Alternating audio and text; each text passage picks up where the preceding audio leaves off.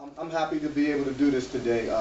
This is something I'm very passionate about, is working with Cancer Start. First of all, I'm passionate about this community. One of the main reasons is, and I've never even told Fran, is my mother was born and raised in Braddock. I was raised in D.C. My mother was born and raised, I think, right down the street, Talbot Projects.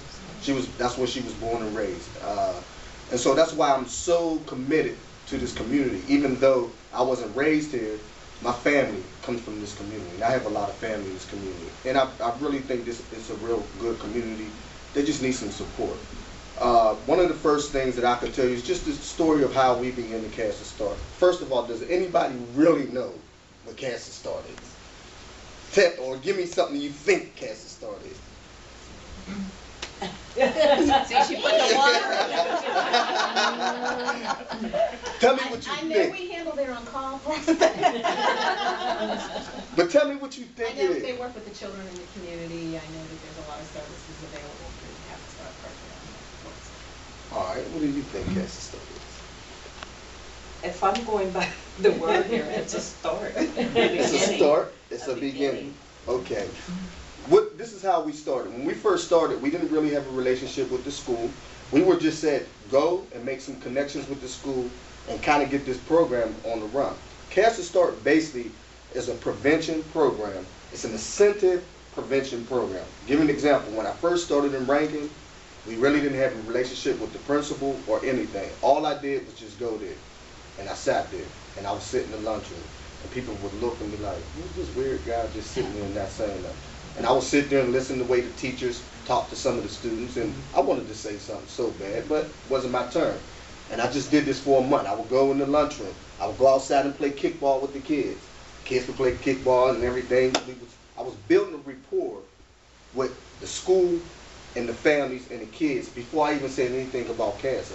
Because a lot of times in our work, we're busy. Oh, we got to get this plan, and you need to sign these papers. And we don't build the rapport with the families. We don't build the rapport with the community. So one of the first things I did was I built a rapport with the community. I built a rapport with Rankin Christian Center, the people in there. I built the people with the people who play, who had something to do with the sports. Because we know a lot of the kids play football, they play basketball, they play baseball. And I feel like, how can I come to these people's school and I don't have a rapport with them? Just because I'm a Turtle Creek worker, they're supposed to work with me? No, I have to build a rapport with them. So one of the first things I did was I built a rapport with the kids. So then when it was time to take clients in, I never had a problem with the kids. And this is all basically what CAS is. It's a mentoring program teaching teachers how to work effectively with kids. Instead of screaming at a kid, if a kid is saying, please get out my face, I'm going to splow you, maybe you as a teacher should back up because he's going to hit you. So it was just basically giving teachers the effective tools to be able to work with kids. One of my stories that I have to tell everybody is about a kid who watched, basically, he came out on the porch and his dad was murdered. Dad was riddled with bullets. He seen his dad at this age, he was about 7. At 9 years old, he entered into the program because part of our process is we really don't want kids who had a whole bunch of services. We get kids that never, ever had services before. They never had mental health services or any of that. And these are the type of kids that we want to get into cancer. This kid, I was in a teacher's meeting, and this is exactly what a teacher said.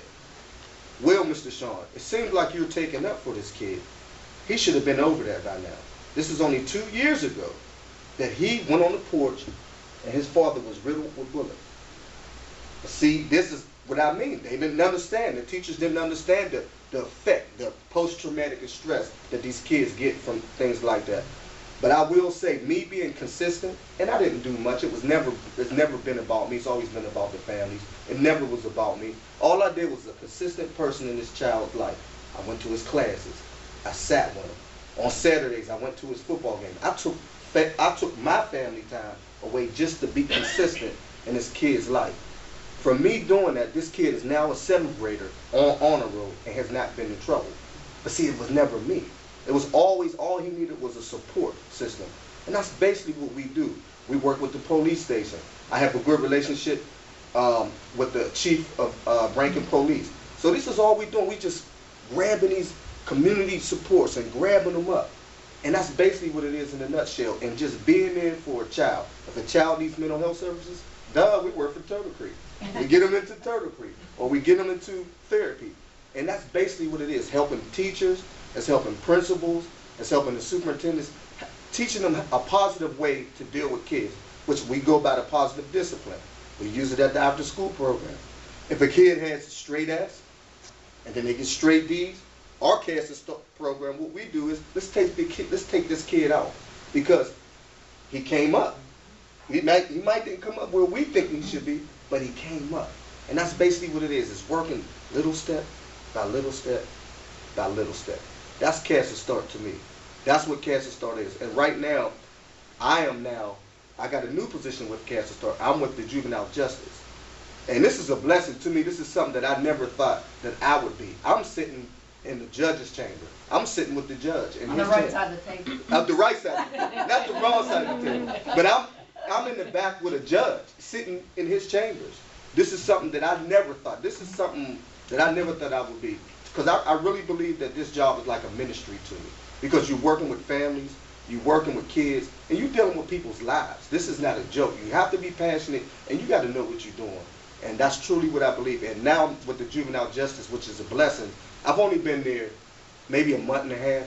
I have 8 kids on my caseload, and have even transferred some of the kids to other Cast Start case managers. But this is how serious that this job is needed. Nobody never thought about the Juvenile Justice. Nobody knew that kids, because a kid say, get the F away from you, you go to court for that now. I don't know if you know about what Woodland Hills does. That's what they do. They call that disorderly conduct. And so the school still needs to be taught some more things, and they really need this program, because kids are going to court for saying the F word. This is a disorderly conduct. So the school still needs this. This program still needs to be in Woodland Hills. And I thank you for your time. And I know you're like, man, come on, Sean, it's 9 o'clock in the morning, this. But I thank you so much just for hearing me, because I'm very passionate about this Cast Start program, because I know it works. I know it works. I've seen it work. We got 3 other case managers who work hard. We got Mr. Derek Sanders, who's at the junior high. And he just came to the junior high, and he's made an effect already. You got Martin Kingsmith. You got Kara Hoban, who's at Dixon. And it's just been an awesome time to be able to do this. We take kids on events. We do family events. I don't know if y'all know that. We do like family cookouts. And the